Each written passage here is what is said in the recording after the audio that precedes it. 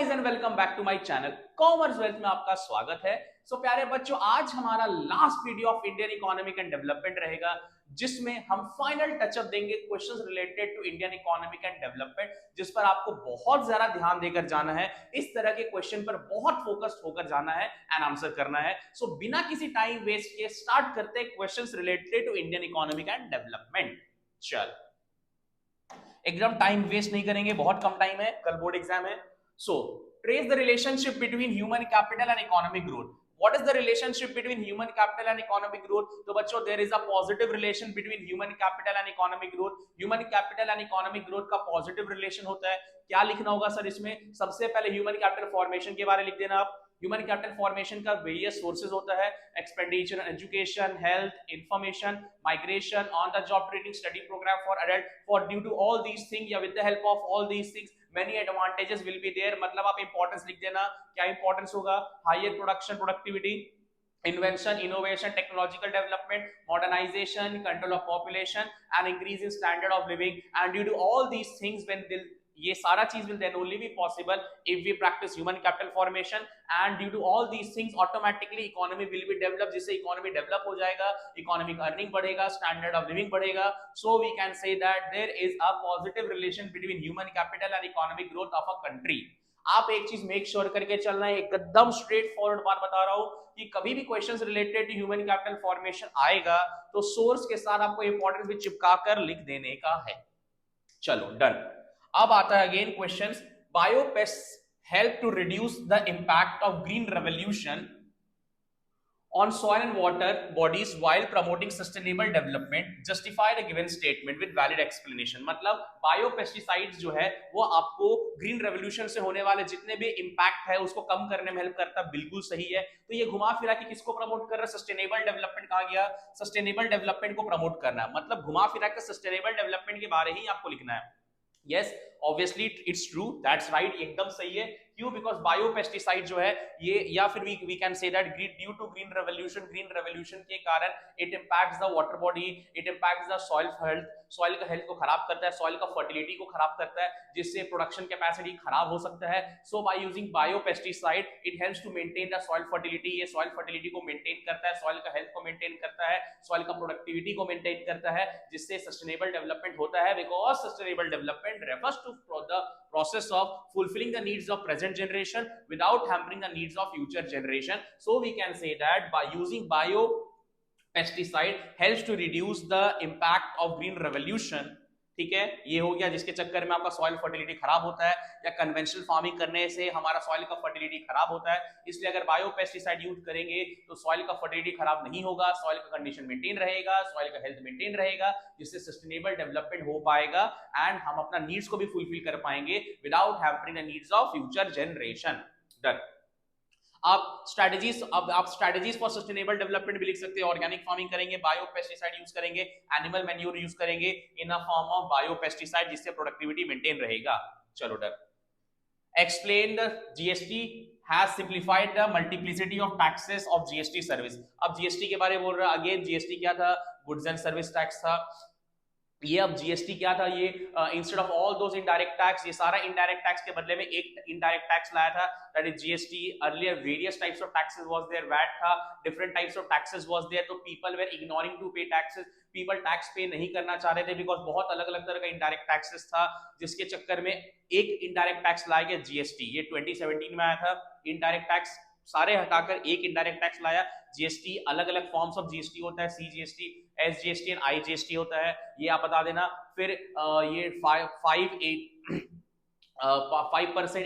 5, 12, 18, 28, हाँ 5 था, 12, 18, 28, मतलब 5%, सॉरी 5, 12, 18, 28 आप लिख देना। 5%, 12%, 18% एंड 28% होता है, एंड ये आपका export and special economic zone पे नहीं लगता है। ये हो गया आपके जीएसटी के बारे में। ठीक है, फिर आता है मेध्या एंड दानिश, या आप कभी भी इस तरह का केस स्टडी होगा आप हमेशा नीचे से पढ़ना। नीचे से कहां पर होगा? Do you agree with the that Danish has made investment in human capital, give valid reason for support of your answer. मतलब ये ह्यूमन कैपिटल फॉर्मेशन को लेकर है, और पूछ रहा है कि क्या Danish has made investment in human capital formation, क्या दानिश ने ह्यूमन कैपिटल फॉर्मेशन पर इन्वेस्टमेंट किया है या नहीं, वो फटाफट देखते हैं। So Medha and Danish had their own farms. Medha invested in the few agricultural courses, Medha ने एग्रीकल्चर कोर्स पर इन्वेस्टमेंट किया है। Techniques and trained her labours on the best practices related to soil fertility, उसने ट्रेनिंग भी लिया, crop management and control etcetera. Whereas Danish जो है investment in heavily in buying purchasing advance, कुछ mistake है यहां पर, purchasing advance farming machinery, irrigation systems में खरीदा है एंड क्वालिटी ऑफ सीड्स। मतलब मेधा ने ट्रेनिंग लिया है बट दानिश ने मशीन्स खरीदा है, इक्विपमेंट्स खरीदा है। क्यों? तो क्या Danish has made investment in human capital formation? So no, Danish has not made investment in human capital formation because human capital formation के बारे में डेफिनेशन लिख देना। Human capital formation refers to the process of adding stock of human capital over a period of time. It can be done in many ways, आप source लिख देना, such as expenditure on education, health, information, migration, on the job training and study program for adult, whereas Danish has not made investment in any of these thing, इसमें से किसी भी चीज में investment नहीं किया है। Instead of that Danish has made investment in physical capital, उसमें क्या करता है, फिजिकल कैपिटल पे इन्वेस्टमेंट किया है। So it is not said to be human capital, वो ह्यूमन कैपिटल फॉर्मेशन नहीं कर पाएगा बिकॉज वो फिजिकल कैपिटल पे इन्वेस्टमेंट किया है। Whereas Medha has investment on the job training, वो ऑन द जॉब ट्रेनिंग लिया है, जो Medha will be treated as human capital but Danish will not be considered as a part of human capital formation because उसने physical capital पे investment किया। Done. Expenditure on preventing medicine, preventive medicine and social medicine helps in building human capital. Again ये human capital formation को लेकर पूछ रहा है, and economic development. Do you agree? Yes, we are agree. अब लिखना कि again human, it is a part of human capital formation, yeah, it is related to human capital formation. So again human capital formation refers to the process of adding stock of human capital over a period of time. There are many sources of human capital formation and one of the source जो यहाँ discuss किया गया है that is expenditure on health.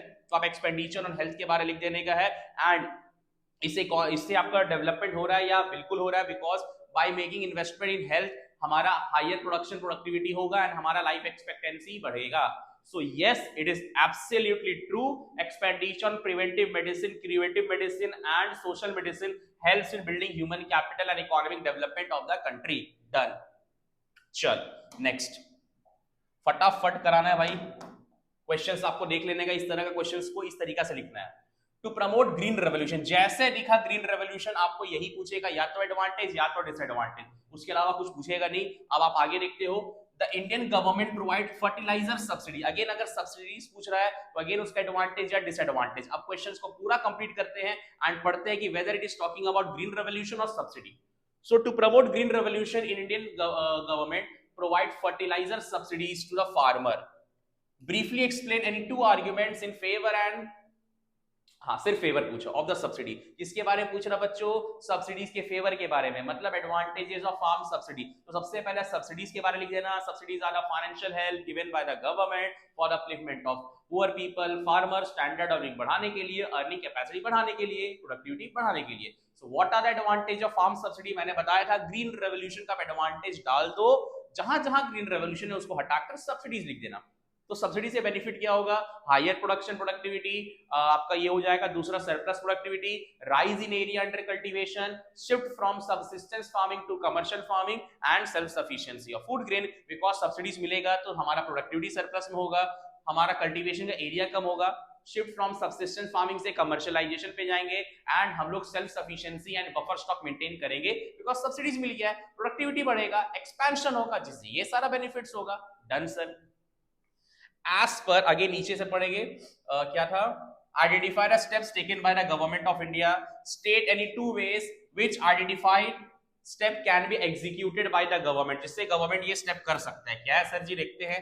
As per the news reported date 8 October 2021, the government of India sold its entire stake, 100% share बेच चुका है in Air India. Tata Sons, the founder of Air India, won a bid and purchase the airline of 18,000 crore। 18,000 crore में खरीदा है। तो again ये LPG को लेकर है एंड बेच दिया। बेच दिया is nothing but what? Privatisation. किसके बारे में बच्चे बात कर रहा है? Privatisation. So identify the steps taken by the government. It is talking about privatization, and privatization refers to the process of transferring the ownership, management and control from public to private sector. State any two ways in which identified step can be executed. Transfer of ownership करेंगे, management करेंगे from public to private, ये हो गया. After 1991 reforms, 1991 बोला मतलब ये LPG को बोल रहा है.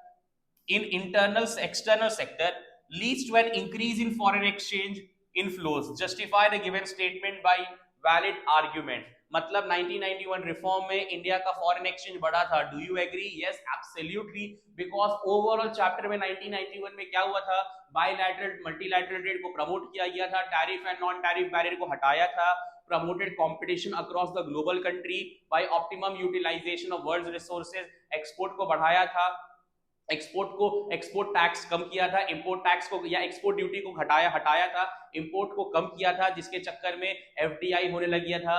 बहुत सारा चीज है इसमें लिखने को, बहुत सारा चीज है. अगर आप ध्यान से सोचोगे तो फॉरेन एक्सचेंज रिजर्व किस तरीके से बढ़ा था. Industrial sector, financial, physical, external, trade and investment के चक्कर में. आप ये सब को ऐड कर सकते हो. इंडस्ट्रियल में जो सारे 5 पॉइंट को आप ऐड कर सकते हो, फाइनेंशियल में 3 पॉइंट आप उसको ऐड कर सकते हो.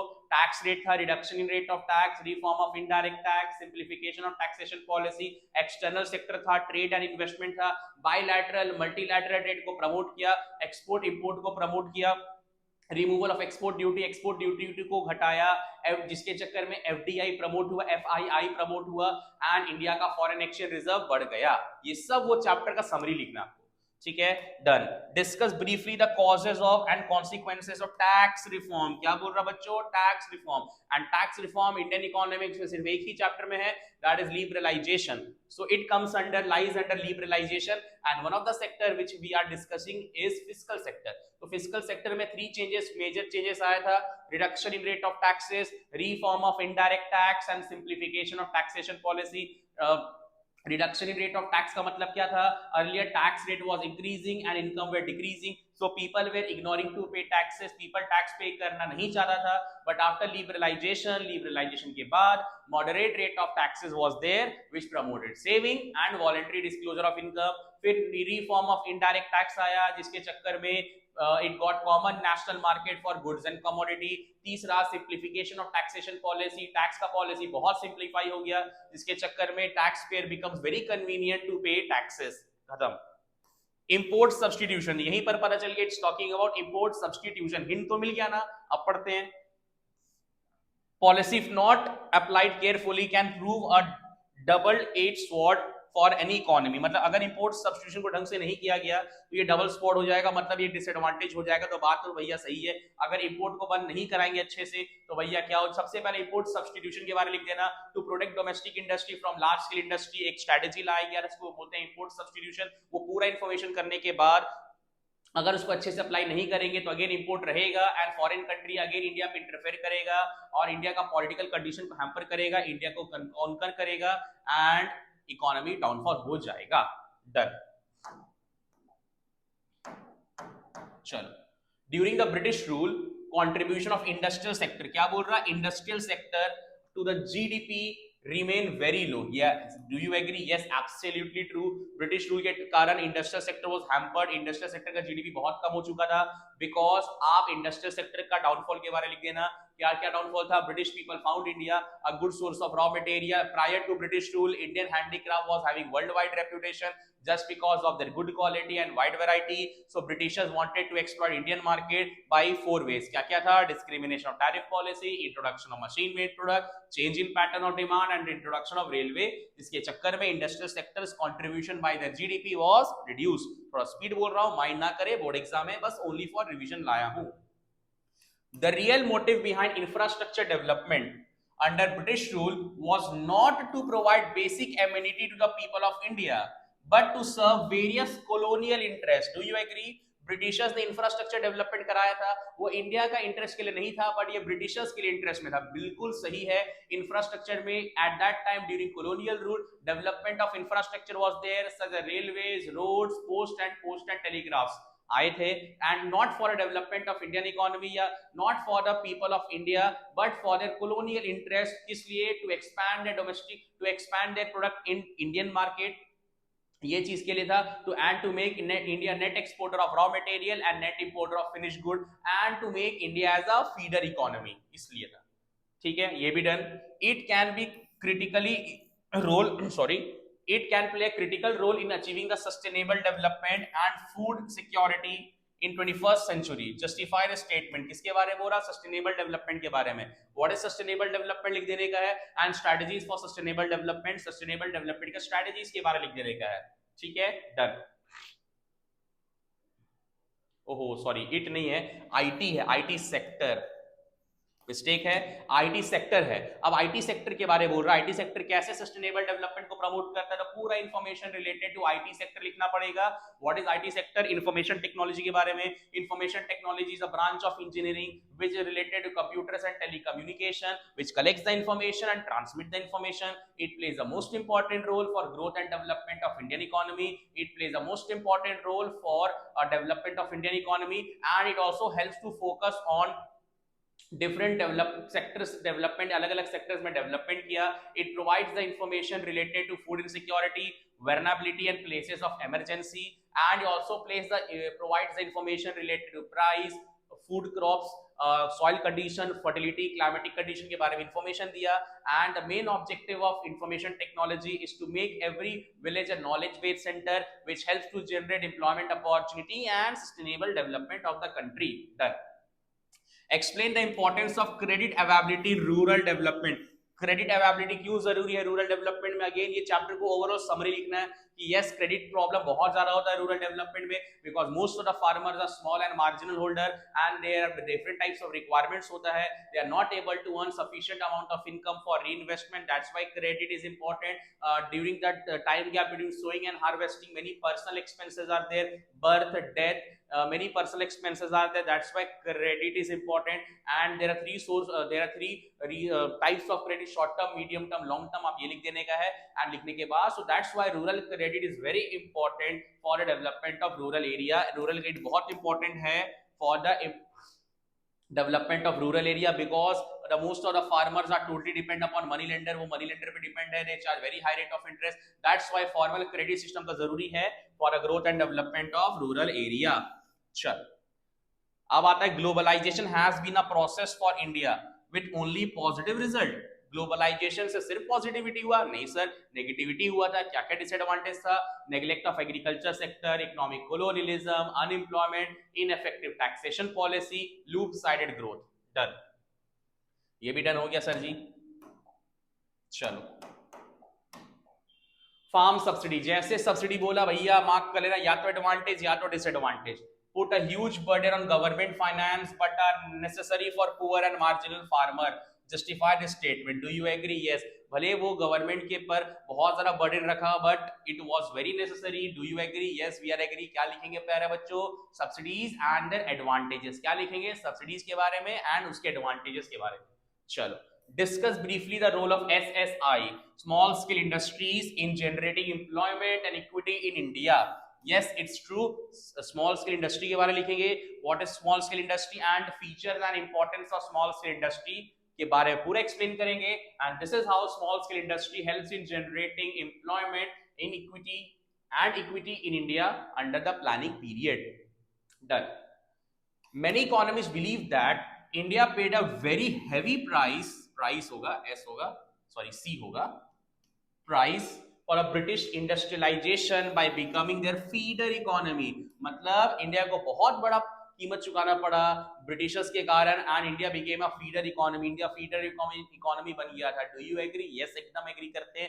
क्या रीजन लिखेंगे? पूरा Britishers has exploited agriculture, industrial and foreign sector, सबके एक्सप्लेनेशन कर देंगे अच्छे से। And through this we can say that India became a feeder economy because of British industrialization in India। क्यों? Because Britishers इंडिया को agriculture, industry and foreign trade से exploit करने के कारण इंडिया को क्या बनाकर छोड़ा? अ फीडर इकोनॉमी। एंड जिसके चक्कर में India became net exporter of raw material and net importer of finish good. इसमें एग्रीकल्चर को कैसे खराब किया, इंडस्ट्री को कैसे खराब किया, एंड फॉरेन सेक्टर को कैसे खराब किया, ये पूरा का पूरा एक्सप्लेन करेंगे समराइज वे में, एंड इंडिया को बताएंगे कि how they make India a feeder economy. critically appraise the infrastructure development in India। again infrastructure, railways, roads, post and telegraph। State and explain any two steps undertaken by government of India for protection and promotion of SSI. Again small scale industry के बारे में लिखना है, पूरा small scale industry का explanation करना है and कैसे प्रमोट किया, tax concession, subsidies and reservation locker and along with importance आप लिखकर आ जाना एंड छाप देना. This is how the steps were taken by the government of India for protection and promotion of SSI during the year 1950 to 1990. Done. चलो elaborate the role of land ceiling. किसके बारे में बच्चों बोल रहा है? Land ceiling. हिंट तो मिल गया होगा. As an institutional reform in agriculture during the planning period. Yes, reforms were there. थोड़ा सा आप ज्ञान लिख देना कि Britishers has exploited agriculture sector during the year 1940 prior to 1947. ये लिखने के बाद so for during the year 1950 to 1990 there was develop requirement for development of agriculture sector because most of the people were totally dependent upon agriculture sector and it was the most important source of livelihood tha. That's why reforms were made in agriculture sector by various ways and one of the ways जो यहाँ discussion किया गया है, discussion नहीं discussion, that is land sealing and sealing of land के बारे में लिख देने का है. Argue in favor of need different type forms of government intervention and education and health. मतलब argue in favor why there is need for government intervention in education and health. Government को क्यों जरूरी होता है इंटरफेयर करने के लिए education and health पे, ये मैंने अगेन बता रखा था ह्यूमन कैपिटल फॉर्मेशन से. सबसे पहला ह्यूमन कैपिटल फॉर्मेशन के बारे में, तो ये बहुत ज्यादा जरूरी होता है and most of the people are poor होता है, मार्जिनल होते हैं, they are not able to get basic education, basic health care facilities, very expensive होता है and private sectors are not able to provide all these education and health facilities या healthcare facility for the poor sections of society. That's why there is need for intervention of government for education and health sectors. Done. Explain any two development similarity developmental strategy of India and Pakistan. India और पाकिस्तान का develop similarities बताना है. तो भैया दो क्या बहुत पता है. both of them were got independence 1947. both of them adopted mixed economy. both of them were totally dependent upon public sector. both of their per capita income was very low. both of them adopted green revolution, import substitution and new economic policy 1991 and 1988. 78 China का था. State and discuss any two reason for slow growth rate of Pakistan. क्या reason था? Traditional method of agriculture sector, heavy dependence upon public sector, heavy dependence upon foreign loan, political instability, इनएडिक्वेट infrastructure. Done. China use the tool for special economic zones it's economic development very effectively. Justify. Yes, China जो था special economic zone लेकर आया था. कब लेकर आया था? 1978 में, जब रिफॉर्म्स आ रहा है चाइना में, जिसके चक्कर में in order to attract foreign investment in China and special economic zone are those area where economic laws of different regions are different. ये बता देंगे. जिसके चक्कर में foreign investment हुआ, चाइना का employment बढ़ा, GDP बढ़ा, इंडस्ट्रियलाइजेशन हुआ, अनएम्प्लॉयमेंट घट गया, एम्प्लॉयमेंट बढ़ गया, स्टैंडर्ड ऑफ लिविंग बढ़ गया, इनकम जनरेशन बढ़ गया एंड जिसके चक्कर में GDP भी राइज हो गया. डन. चलो, in India National Education Policy 2020 stressed a lot of service training to the teachers. ठीक है. Identify the source of human capital indicated in 4 statement. Elaborate the likely impact of source of economic development. इसे क्या impact पड़ेगा? So again ये human capital formation के बारे में बोल रहा. So किसके बारे में बोल रहा? ट्रेनिंग दे रहा, मतलब ऑन द जॉब ट्रेनिंग है. तो अगेन यहाँ पर ह्यूमन कैपिटल फॉर्मेशन के बारे में लिखना है. There are many source of human capital formation, या ह्यूमन कैपिटल फॉर्मेशन के बारे में लिखने के बाद human capital formation is very important for the growth and development of economy. And उसके बाद there are many source of human capital formation and one of the source which has been discussed in on the job training. लिखने के बाद आप impact क्या होगा, उसका advantage. अब सारे एडवांटेज मत लिख देना. कभी भी हेल्थ के बारे में बोलेगा तो higher production, productivity, life expectancy ये लिखना, और अलावा हेल्थ के बोलेगा तो भैया ये higher production, productivity and life expectancy को छोड़कर सब लिख देने का है. इन्वेंशन, इनोवेशन, मॉडर्नाइजेशन ये सब लिख देने का है. या आप प्रोडक्टिविटी भी लिख सकते हो बिकॉज ट्रेनिंग मिल रहा है तो ऑब्वियस बात है हायर प्रोडक्शन, प्रोडक्टिविटी भी होगा. चलो, discuss the impact of special economic zone for a growth rate of China. फिर से रिपीट हुआ क्वेश्चन, क्या इंपैक्ट हुआ था? अगेन ये 1978 में आया था. स्पेशल इकोनॉमिक जोन के बारे में लिख देंगे, जिससे चाइना का डेवलपमेंट हुआ, चाइना का GDP बढ़ा, चाइना का अर्निंग कैपेसिटी बढ़ा, चाइना का स्टैंडर्ड ऑफ लिविंग बढ़ा, चाइना में एम्प्लॉयमेंट अपॉर्चुनिटी आया, इंडस्ट्रियलाइजेशन आया. ये सारा डेवलपमेंट था due to special economic zone. Elaborate the need to promote women education in India. Elaborate two reasons owing which lesser number of women are found in regular salary. Why it is necessary to provide education for women in India? Because again, in India, job related decisions are taken by the family member, and educated related decisions are criticized by many people. People are not interested to provide education for women. इसलिए that's why there is very necessary to promote women education in India, because male को हम लोग proper education देते हैं, boys को proper education देते हैं, but female को we are not interested to provide sufficient education. So that's why it is very necessary to provide women education in India. Two reasons due to which lesser number of women are found in regular salary. Regular salary में कम क्यों होती हैं? Because same चीज बोला गया है, because people are not interested. Job related decision are taken by the family member. Job related decision जो है taken by the family member. Educated related decision are criticized by many people. बहुत लोग people criticize करते हैं. And regular salary में that's why we are regular. That's why less women are found in regular salaried. And this more serious in rural area. ये rural area में और भी ज्यादा सीरियस है. क्यों सीरियस है? बिकॉज वहां पर again due to lack of education and due to poverty they are forced to take low paid job without any proper education. Education नहीं मिलता है and they are forced to take low paid job. That's why regular salaried women are less in India. Done. Scholars find son preference common phenomena in India and Pakistan and China. Son preference को लेकर obvious है, people give more preference to male child because family को run करना पड़ता है, वो family को extend करते हैं, expand करते हैं. That's why more preference are given to male child in India, China and Pakistan. In the past few decades, Indian economy has become fairly benefited by positive externality. ये तो macro का question आ गया. ये तो macro का question है बच्चों, यहां से पूरा मैक्रो का ही क्वेश्चंस है. हेल्थ सेक्टर्स ये आया आपका. अगेन ये इंडियन इकोनॉमी, हाँ इंडियन इकोनॉमिक है, यहां से आया इंडियन इकोनॉमिक क्वेश्चन है, बहुत इंपॉर्टेंट है. Government in this budget has increased allocation of fund in health sector. It is important as health expenditure directly increases the supply of health labor force. A sick labor without access of medical facilities is to competed to absent from the work and there is loss of productivity. Do you agree? Yes, एकदम सही बात है. Because expenditure on health makes a man more productive and more efficient, which means that if a person is having good health and good medical facility, their productivity will increase as compared to those person who are not having good health and good medical facility, and due to this reason it increases the productivity and life expectancy. Done. The problem faced by the farmer during the initial years of organic farming. Again organic farming का क्या क्या problems था? ये less popular था, time consuming था, smaller span of time, the span of time बहुत ज्यादा कम था. चलो ये भी डन हो गया. अब हाँ, the given statement appropriate with the preference of casualization of labor. This because of following disadvantages of casualization of labor. तो casualization of workforce के बारे में बोलना. What is casualization of workforce? Shifting of self-employed and hired worker to casual wage worker. It has been found that the bulk of workforce are found in India, not because they are getting full employment opportunity, but they are not able to get employment opportunity outside agriculture sector. Outside agriculture sector, they are not able to get employment opportunity outside agriculture sector.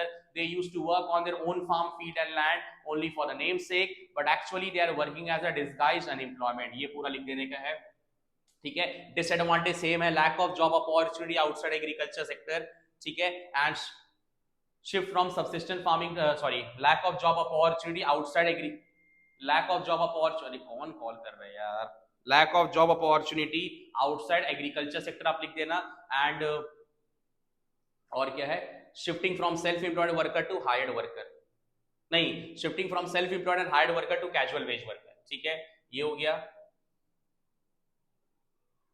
और कुछ है क्या? Estimation of GDP expenditure, focus on expenditure, नहीं और तो नहीं है. Domestic service नहीं, ये तो नहीं है. सब तो मैक्रो का क्वेश्चन है सर जी, सब तो आपने करा दिया है. चलो ये भी हो गया. ये सब तो मैक्रो के क्वेश्चंस हैं. चलो डन. सो बच्चों इसी के साथ हमारा इंडियन इकोनॉमिक एंड डेवलपमेंट का क्वेश्चन का सेशन समाप्त होता है. आपको कोई भी डाउट हुआ, sir is always there for you all. जहां तक मुझे लगा कि आपको हेल्प करना चाहिए मैंने कर रखा है, क्वेश्चंस मैंने बता दिया है। ये सिर्फ मुझे लगा इंपॉर्टेंट क्वेश्चंस है बोर्ड्स के लिए, ये इस पर थोड़ा ज्यादा फोकस करना। ऑलरेडी मैंने चैप्टर का डिटेल एक्सप्लेनेशन कर रखा है, वो सब और भी ज्यादा इंपॉर्टेंट है, बट ये थोड़े अलग क्वेश्चंस थे जिसमें हम डिस्कशन किए हैं। तो प्लीज मेक श्योर करना ये सारा का सारा वीडियो आप देख कर जाओ, आपको हो सकता है बेनिफिट मिल जाए। ठीक है प्यारे बच्चों, डरने का नहीं है सर, आप लोगों ने जितना पढ़ा है सब क्वेश्चंस वहीं से आएंगे। तो प्लीज मेक श्योर करना, बहुत अच्छे से एक्सप्लेन करना, एंड सबसे biggest thing, be a better explainer, आप एक्सप्लेन अच्छे से करना। ऑल द वेरी बेस्ट प्यारे बच्चों, मिलते हैं नेक्स्ट वीडियो में, बाय बाय।